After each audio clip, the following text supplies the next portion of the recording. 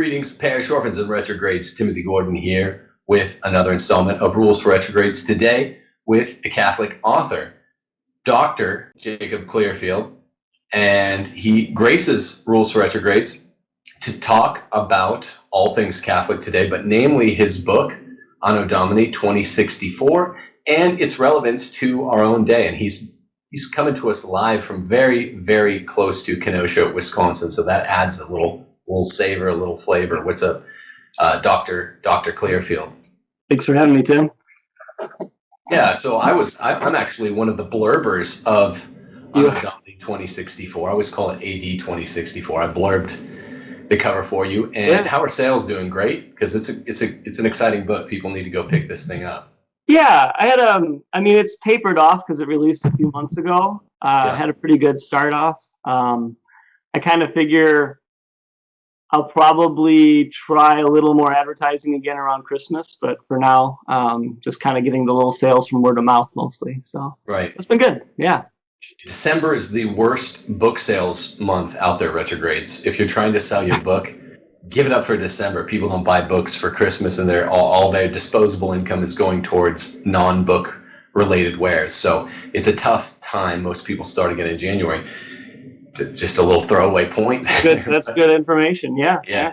Don't expect for much to happen between Thanksgiving and New Year's. Now, Dr. Clearfield, Anno Domini 2064. We're going to talk most of the show about how it's become relevant, and you're going to look like Mr. Prescient Pants, like you're calling shots out there, like me with Black Lives Matter. Who'd have thunk it? They're actually terrorists. But you called a lot of the things that are happening. You wrote a Catholic dystopian novel. You have kind of both elements, Catholic and dystopian, in the title.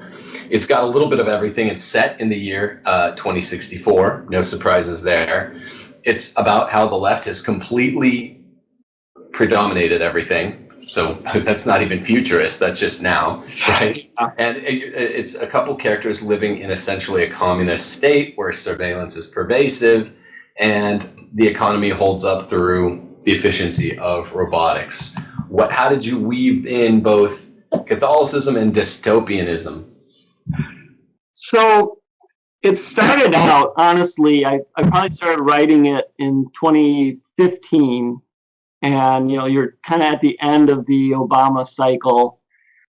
And at that time, the world really was different. And in some ways, as dark as things are now, I think I was even a little bit more depressed back then because we had been seeing just this constant chipping away at the underpinnings of our country for 7, almost 8 years at that point. And I kind of wanted to write a novel that says, you know what, if this just continues, where does this lead us? Like if you really think through where things are at in the world, where things are at in our country, if something doesn't come along to turn this around, what are we going to be left with? So I kind of started planning my novel around that. But the more I was thinking about it and planning out a plot, the more I was like, you know what? It's not enough to just do what a lot of dystopian novels do, which is just say, hey, look at this thing. Look how bad it would be. Look at how terrible the world would be. And not really offer any kind of solution or any vision of why we should care and try for something better. And that's where it's you know what? You got to give the Catholic message too. And you have to put, I think, a little bit of hope in there too, that, you know what, Christ did tell us that at the end of time, there'd still be at least some followers, that the gates of hell would not completely prevail. So even if things get really bad, there's still going to be some Catholics out there. There's still going to be some hope. There's still going to be some people probably getting saved out there. So let's get that into the book too, and so that was the idea. And I've also kind of always wanted to lay out at least some basics on the argument for why our faith matters so much, even in dark times. And so it was a chance to write a conversion story in the middle of a dystopian world. which Right. I just am not familiar with having really been done before. There's a lot of dystopian novels, but I have never really seen anyone mix those two. And yet, even in the midst of a dystopia, like that's what we're going to be called to do, is bringing people to conversion. I mean, that's what the early Christians did in an arguably sort of dystopian world, and in paganism. So if that's what we face, I think we need to start thinking about it and kind of be ready for it. And I pray to God that that's not what's coming. But I mean, man, it's not like anything I've written hasn't been continuing towards it so far, with maybe just a few exceptions. Yeah. I like that point, and I think there is a legitimate niche you've located for Anno Domini 2064 is in the subgenre of the dystopian novel. Yeah. The spectrum of characterization ranges from your kind of protagonist is a skeptic, an atheist who's moderately sensible or modestly observant. Right, and not completely brainwashed, but he's still a despairing atheist. I'm talking Orwell, I'm talking, Catch-22, 1984, all of these, this whole subgenre which follows upon these titular heads. And of course, the bad guys are just the outright Stalinists who are running around in the streets setting stuff on fire. Sound familiar? Right. But yeah, I like how, and this is kind of how your novel starts out. Right. Does it go in a decidedly, appreciably Catholic direction? Does the protagonist is a successful party member? Yep. He feels frustrated and empty. Then he meets a crypto Catholic lady. It's a lady. No, actually, if you, I know it's been a little while since you read it. There's a coworker, and basically the main character, he's unhappy with the world that he finds himself in, but he doesn't know why, because he's achieved everything he's supposed to achieve, at least for his age, and he's got kind of this like great future mapped out for him. He's successful, he's smart, he's in the party, he's going places, but man, at the end of the day, it doesn't leave him feeling much of anything, and he doesn't get it. Right. It's like he keeps trying to keep using the things that the world gives him to be happy, and he's never really happy. Right. And enough of that comes out that this new coworker that kind of gets assigned in, and I go on a little bit about how they rotate people in and out. I don't explicitly say it, but what the party is doing is it's keeping people rootless. It shifts people in and out, so people never develop any loyalties to locality. It's all loyalty to the party.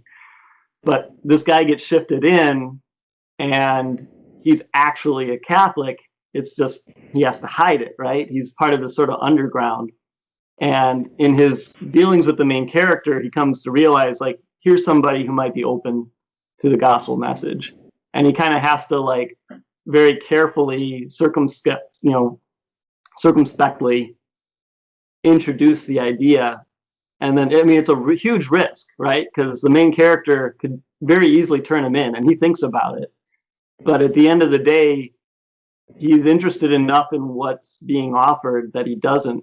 And that actually gets him there to the point where later he's able to convert. Right. Yeah. So, as the author, what can you tell us, a fiction author, what can you tell us about the process of composition where you're synthesizing late Obama era events, and you come through the complex, psychological process of combining and subtracting. You're adding in, right brain, left brain synergy. You're adding in, when you're writing this, some aspects of the moral imagination that seem to have rung really true to AD 2020. Yeah. This most bizarre summer that we're just wrapping up now. It's the first week of September, and what a weird summer, right? So take us through the process of what specific events in the late Obama presidency really gripped you, or if not events, just, I mean, what elements of the Obama presidency gave rise to such explicit and rather startlingly accurate prescient notions about AD 2020? Well, one of the things that I thought was becoming very clear, especially in the latter half of the Obama presidency, was the left was picking up steam in its what to me looks like an eventual game plan for suppressing Christianity. The main tactics seem to be starting to position themselves as being the defenders of groups like LGBT, some of the racial minorities, and actually casting them as being in opposition to the church, as being a defender of these groups against the church. Right. And in particular, the gay marriage case with the Supreme Court. Some of what you saw at that time with things like, bakers being sued for not making cakes, and you're at the same time you're going after Little Sisters of the Poor because they're not paying for contraception.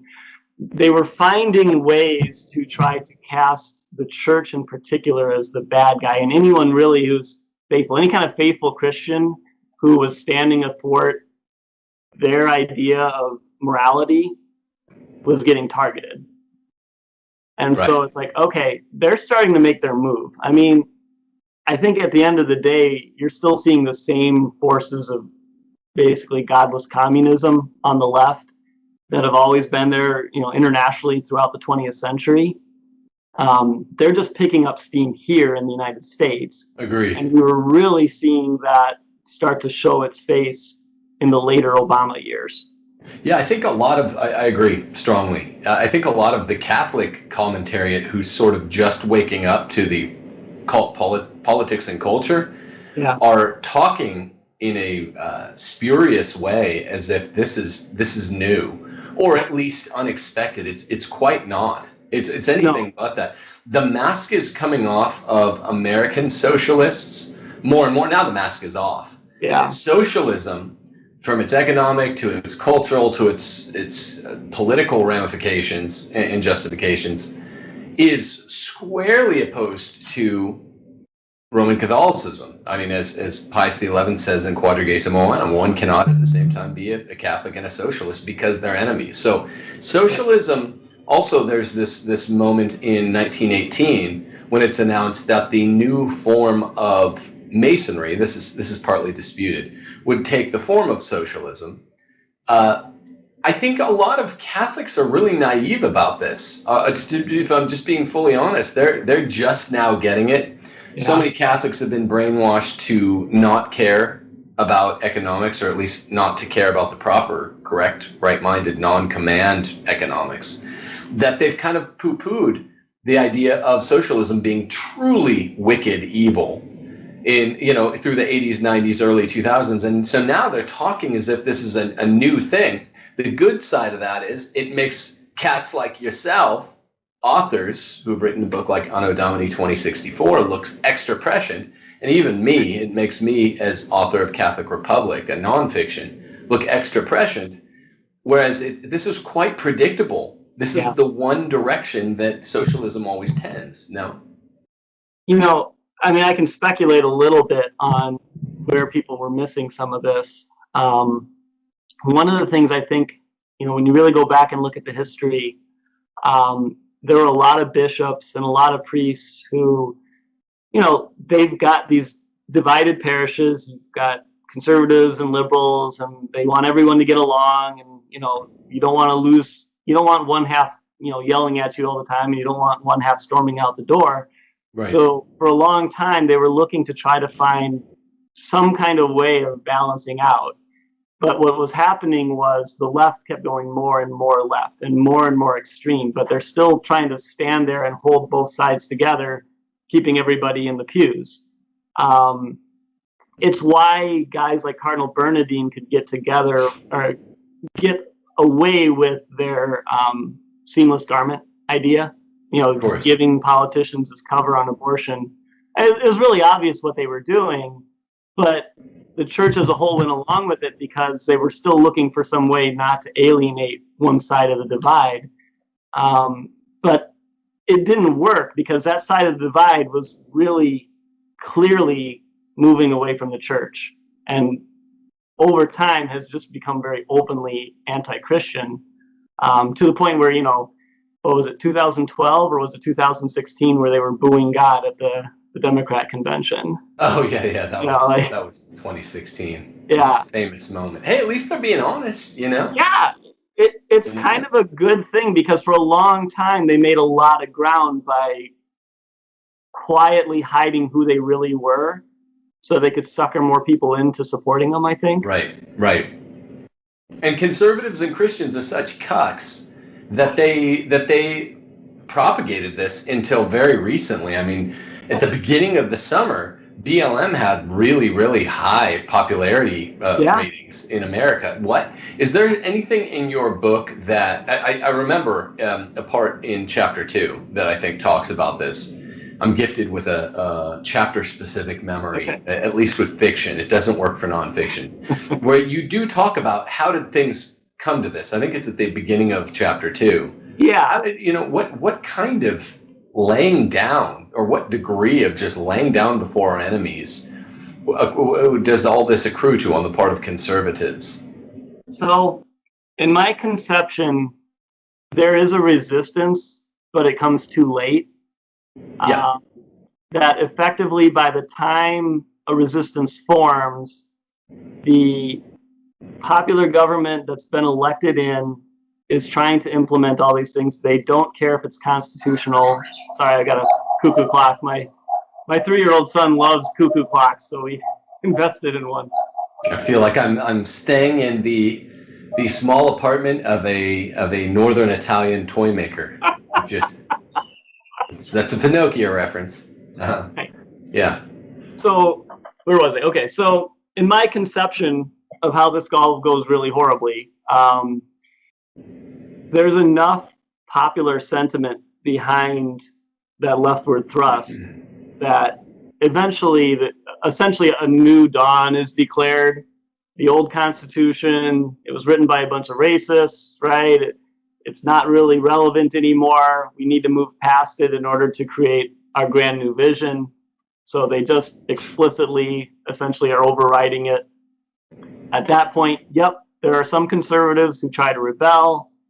It's clear that the government is no longer what it was, but it's too little too late.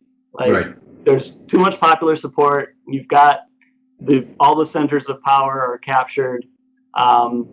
The ability of the state to use surveillance equipment to figure out who the ringleaders are, who are the people who are really organizing against them, is too much of an overwhelming advantage. And so, there's a little bit of a rebellion that tries to push back, a counter-revolution, essentially, but it's just extinguished. Right. Sounds chillingly like our own day. There's a couple directions we could take it. What I find altogether unpredictable over culture and politics in real life over the last, I'd say, 3 to 5 years, is that the anti-constitutionalism, the post-liberalism, which aren't necessarily the exact same thing, but I'm going to talk about them like they're the exact same thing because they're always co-occurrent. Yeah. Anti-constitutionalism and post-liberalism have sprung up on, of course, the left. That's their proper position, is to move against any strictures on their own power, which is a constitution, a stricture on the power of government. And they never believed in true liberty in the first place, right? They believe in license. And license, as a matter of fact, is cryptically how you enslave the minds of the people. Okay, so that's the left. But the unpredictable part in America in the West, and really disappointing part from my perspective, is the anti-constitutionalism and post-liberalism on the right. Where they say, and if this doesn't have a connection to your book, then just feel free to ruminate broadly. Not directly, but it's still interesting, yeah. Yeah. So I mean, that's really, of all the stuff that's snuck up on, like I said, I'm not talking about conservatives who are Catholic, like Michael Knowles. There's guys like that. They haven't missed a beat. They understand what I was talking about 8 minutes ago with socialism is socialism is socialism. There's no surprises here. The mask is just more off.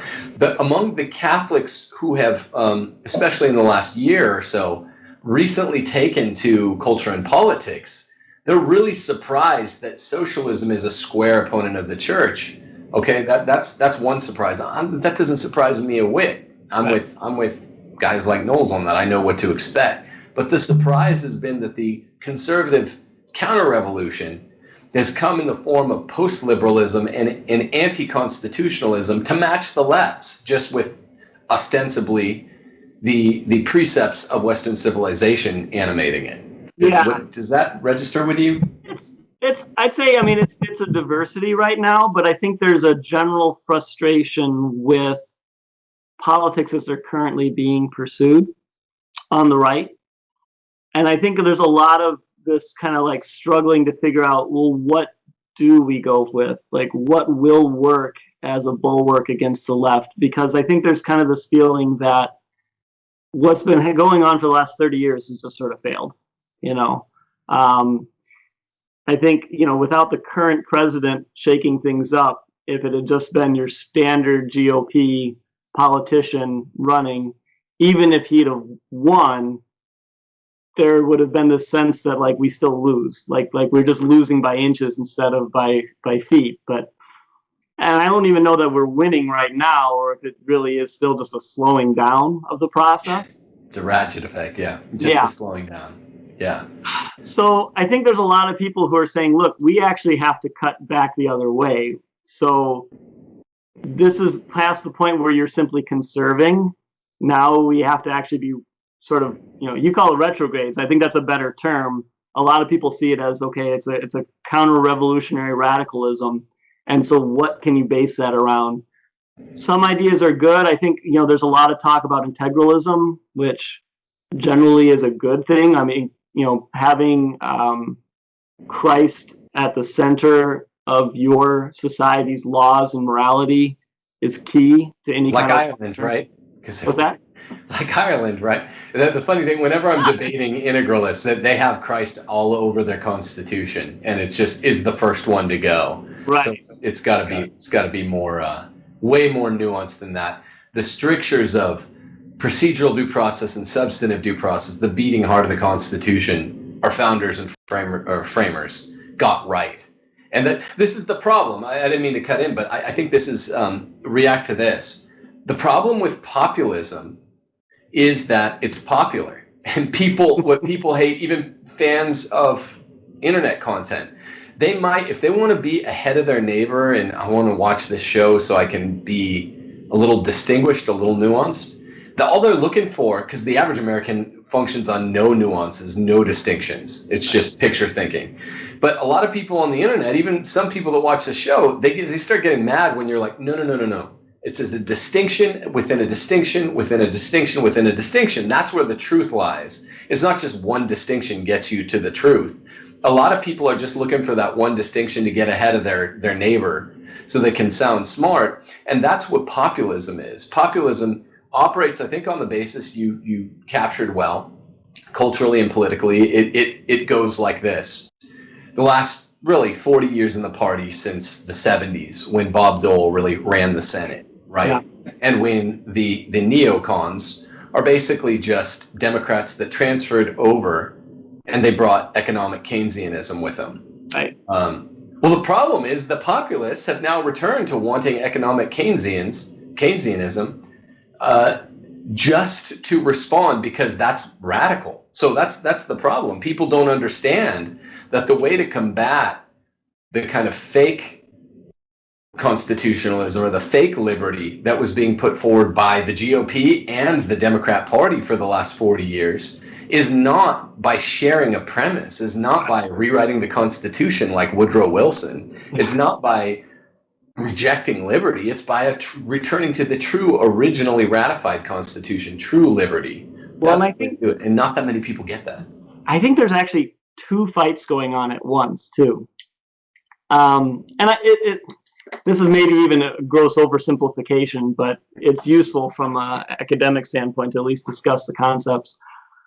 I think it's true that there's a lot of people who have a certain idea of how things should be done on an economic basis. And then there's separately the concept of law and morality and what you're attempting to establish there. what often is referred to as the culture war. And I would say it's probably fair that the GOP as an establishment, aside from sort of nominally being, anti-abortion, though, let's face it, the Supreme Court picks they've made have not been very stable on that standpoint. And most of the work's been done in the states with limited successes on the national level. They were not interested in fighting the culture war, by and large. It's mostly been the grassroots out trying to fight without a lot of support from the institution. There was a lot of fighting within the institutional party regarding what we want to do economically.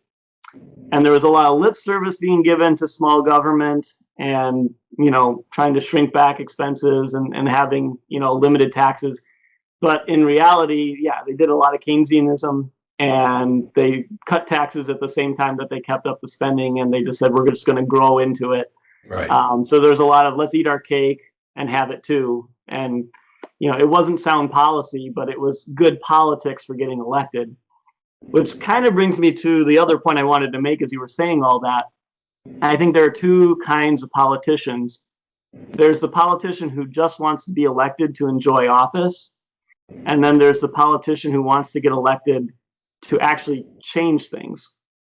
And the politician who just wants to get elected, I say Bill Clinton's like your perfect example of that. You get your finger in the wind, you figure out which way things are going, and you put yourself in front of that wind. And wherever the populace leads you is where you go, so that you stay popular, so that you stay in office. Right. The era of small government, of big government is over, declared by Bill Clinton. What? Yeah, because that would get him elected. He didn't care, and it wasn't really what he believed, but I don't know that he believed much of anything. It was all about, I like being president, we all know even much more of the kind of perks he was getting with that, right? Right, fringe. Yeah.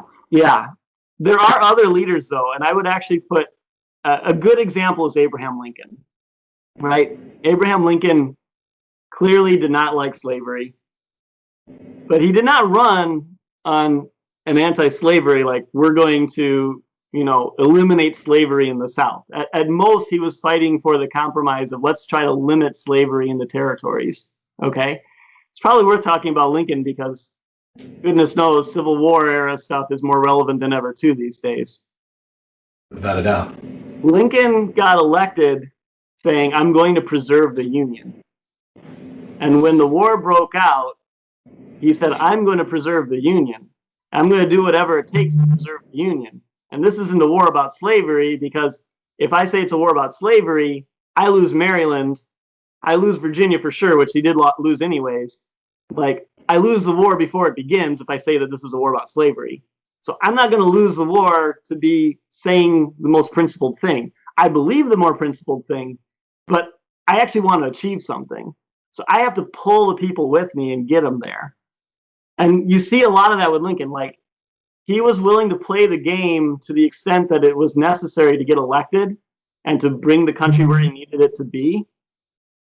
But he wasn't always saying necessarily what he believed, which is one of those tough things. It's, Plato talks about that in the Republic, where you've got your philosopher kings. Like, sometimes politicians actually do kind of have to lie to the populace for a good cause, which is a really dangerous thing as a Catholic. Maybe sometimes it's a lie of omission, but you kind of understand what Lincoln was doing. If he said directly, I'm in this to end slavery, he loses the war and he doesn't end slavery. Lincoln got him there, though. He waited for his moment for the Emancipation Proclamation. He waited until he had his victory in 1864 to really go pound home. This is the end of slavery in all the states, Union and South, So he achieved what he meant to achieve, but he wasn't always able to say what he meant to achieve from the start. Sometimes if you really want to get where you need to go, you have to play those games. True.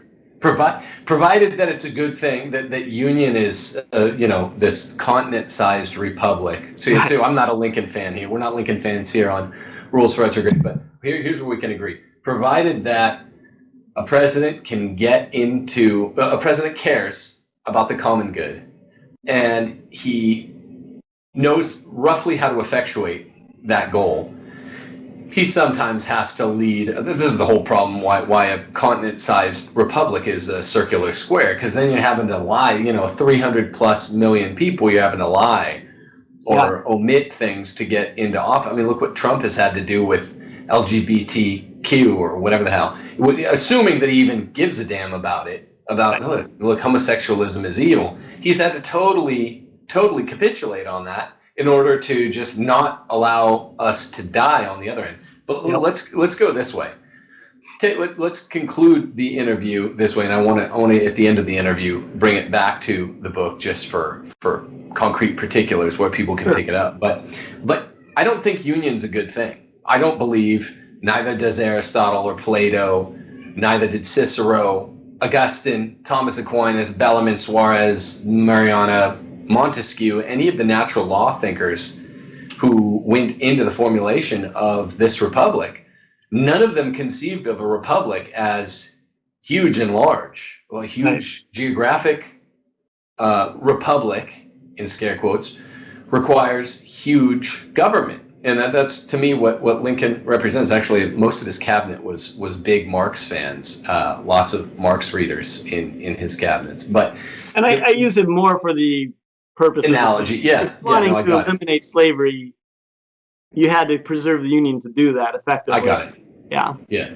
But I mean, you're in Wisconsin, so let's go. The idea is localism versus nationalism, the two competing forms of conservatism, where they both agree, where both sides can agree, nationalism or localism, subsidiarity. The Catholic position is subsidiarity.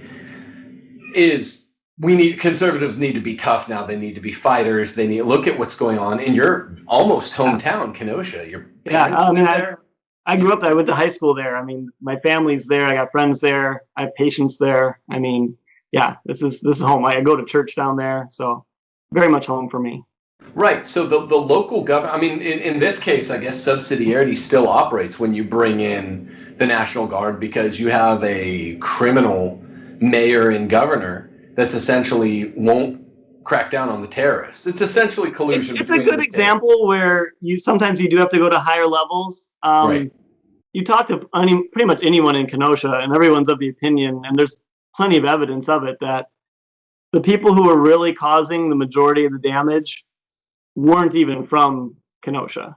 There were swarms of cars coming in on the interstate, especially on those 2 days where things were really getting out of hand. Yeah. My understanding is they have arrests from people from 44 different cities. These were not people who were local who were coming in causing trouble.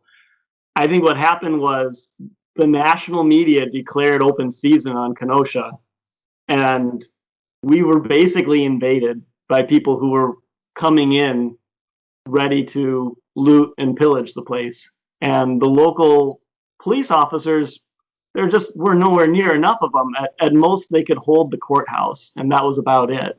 Yeah. They needed support from the state level, at least, and they really weren't getting it until people died.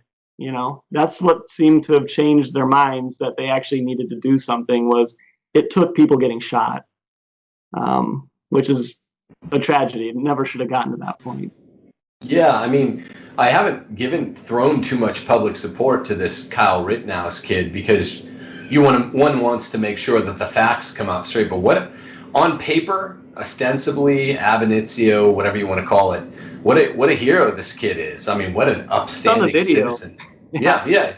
No, I know. Yeah. I mean, he's a public lifeguard cleaning up graffiti earlier in the day. Then he wants to help. Then some of the local property owners, I guess, called him. This 17-year-old kid, he's just like young Superman. Hey, can you help me out? And I think it's family, right? The family had come up to try to help, and yeah, amazing. So let's give that kid his propers. What a hero! Yeah. He's stepping in for the essential. It's like in Lord of the Rings, or like in The Hobbit, more specifically, when the elves just stand down and leave the dwarves on their own. This is essentially what the state of Wisconsin did to the city of Kenosha. They're just like, no, we're not going to. Or like that. We're on their own. They really were. People were guarding their stores with shotguns. I mean, Yeah. Which is what you might have to do. I mean, so this is how much of this, we know it's not grassroots, the writing. We know it's not homespun.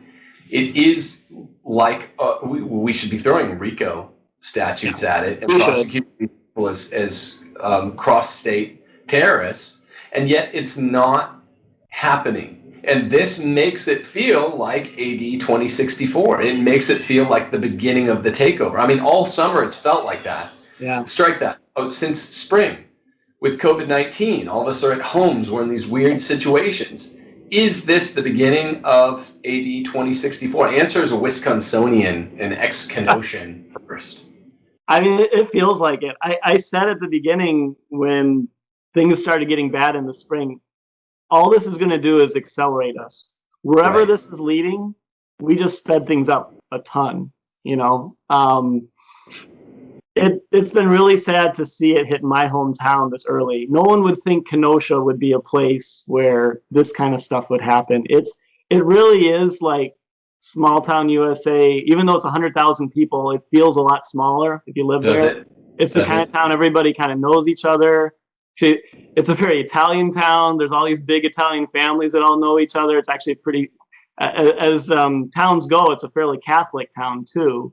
And yeah, it's a lot of good people. You don't expect something like this to happen. And that's again where I think the locals are pretty unanimous. This wasn't us. Like this was other people who came in and invaded and attacked us. So it's got a suburb or an exurb feel. Is that accurate? Would you say? I don't know. It's a city on its own. It's been there forever. Once upon a time, it was Southport, but it goes back to the 1800s. Had its own port. Once upon a time, you wouldn't know if it was going to be Chicago or Kenosha or Racine or Milwaukee. They were all small cities on the lake here. So it's got enough of its own local culture. It's not just like a suburb of Chicago or Milwaukee. Yeah, I see. But all I'm thinking, the reason I brought that up was because early midsummer, we had the promises from BLM, threats rather, to move the fight into the suburbs. And to me, and to many other talking heads out there on Fox News and national commentary like National Review, they're saying, oh, this is BLM making good on the promise. They've moved it to at least a suburban feeling place, a very safe type of haven from ostensible usual crime. I think as a local, it's like, oh, they're mostly downtown. There were a few nights where they went into some neighborhoods and were keeping people up with loudspeakers and things like that. There was a lot of talk because there were a lot of people on social media saying they were going to start going after the neighborhoods, and especially any of the wealthier neighborhoods. They're talking about burning people's houses down, things like that. It didn't happen, other than they just went out and caused a bit of trouble and noise. I think partly because once you actually start attacking people in their homes, I mean, Kenosha is the kind of town where everybody's got a gun. You have a lot of Wisconsin hunters. You have a lot of really patriotic people who are salt of the earth, who, if you actually go attack their house, they're going to shoot somebody. And that's how we got, I think, guys like Kyle out there too, was people were having enough of it. They burned a few buildings down the night before. People were scared. So people were like, all right, well, if we're on our own, then we're on our own. We're going to defend ourselves. And people did. So are we, because we got to wrap up, but are we, abiding your analysis, are we on the other side of too little too late to start pushing back? Because I would mostly say yes. I would say you fight anyway at this point in the socialist demasking and coming to power. What do you say? Give us your Wisconsinian, native Kenosian AD 24, Anno Domini 24 analysis. Despite writing a dystopian novel, I'm probably more of an optimist by nature. And there may have been something very providential in things picking up when they did. At least in my book, the idea was that probably more like 2030s, we lose everything. and the 2020s would be a slow process of getting us there. If the left moves too far too fast, there still really is a risk of them developing a true resistance that can fight back. And this may be it. They may actually be overplaying their hand here. And I think they're doing it because they're just so ticked off that they lost the last presidential election. And even though they have a chance to win here, I think it was Ben Shapiro who said all they have to do is be normal. If they can just be normal, they'd probably win. It seems like they just can't do it. They just cannot hold themselves in. So maybe we've got a chance here. It's probably a coin toss at this point, though. It could still really go badly. Yeah, I don't even just mean electorally, for 2020. Oh no, I mean downstream. Either this is the beginning of the resistance, or this is the beginning of the end. Yeah, it's one of the two. Well, but then I agree. Okay, I'm with you then, and I think I'm with. I mean, you had calls from Joe Biden, Don Lemon, to the effect of what you just described. Like, hey guys, just look and act normal until November 4th, dude. Like, get your stuff together and just look normal, and we have a good shot. Now, I mean, if they had 8 more years to keep subverting society and getting their message, because let's face it, it's constant propaganda, it's constant subversion. They're undermining the church, they're undermining all our institutions. They've mostly won on all of those fronts, and they've done it by inches. It's the slow burn maneuver. They just have to get it to the point where they've so completely won they barely have to fight at the end. If they do it too fast, though, they could still lose control of this thing.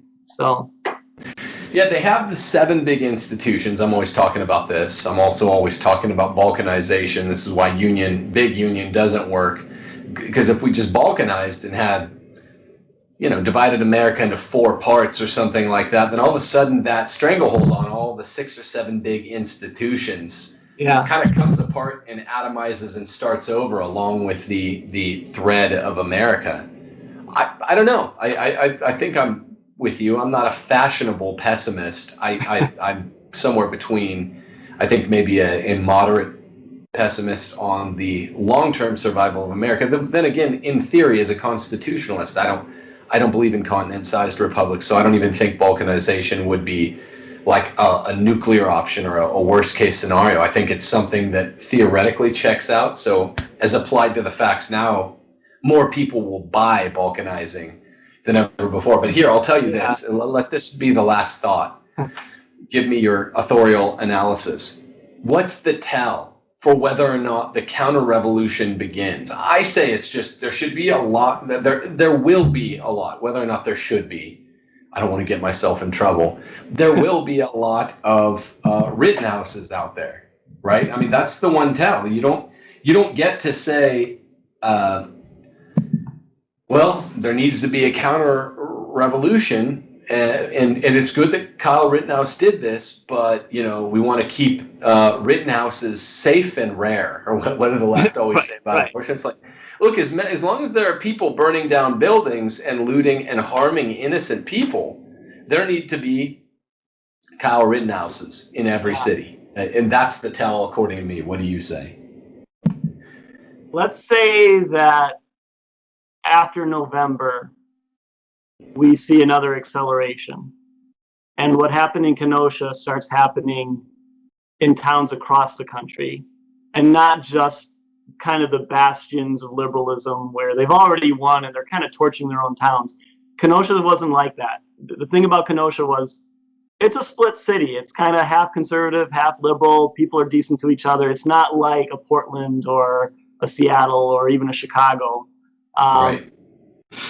If you see them going into towns like Kenosha and people don't show up like Kyle, if there isn't resistance, then we've lost. If what they find is when they go into places like that, every time they're meeting resistance, they're getting arrested, they're getting shot, they're getting pushed back out, then there's a real chance here, Yeah. I agree with that. I like that. Well, hey man, tell the good people where they can pick up Anno Domini 2064, what's the easiest way to get it? Amazon? It's all Amazon. Yeah. Yeah, of course. Yeah. So any special discounts or anything you want? Do you have a personal website for the book or anything like that? I don't. I'm not much of a webmaster. I probably should talk to my wife about it because she does all the blogging. But so I just set it up purely through Amazon because it was, frankly, as an author, really easy. Like I focused on writing the book. I didn't want to focus too much on, No, I know. the distribution side of things. So, Yeah. but it's on Kindle. I like the paperback. It's got a very nice cover. It does. That cover was actually custom made with a very fine Catholic artist who does a lot of iconography. You can find her as Theophilia on, I hate the name, but it's called DeviantArt. But she's no deviant. She's a very firm Catholic who does great work. So I recommend her too. Depending on when this video comes out, if you let me know afterwards, I can also put in a discount to go. Like I think I have to have 48 hours notice ahead of time, but I'll try to get that up at least for the Kindle. I can do that.